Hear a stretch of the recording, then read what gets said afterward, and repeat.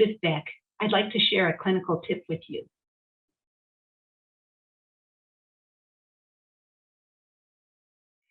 When clients express negative feedback about you or about therapy, it's very important for you to say, "It's good you told me that."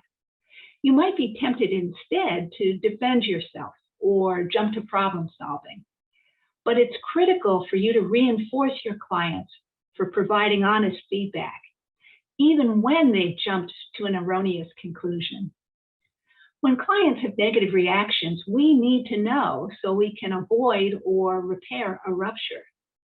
Positively reinforcing them before addressing the problem strengthens the therapeutic alliance.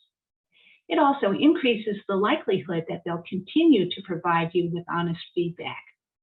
We want clients to learn that they don't need to be afraid to express themselves directly.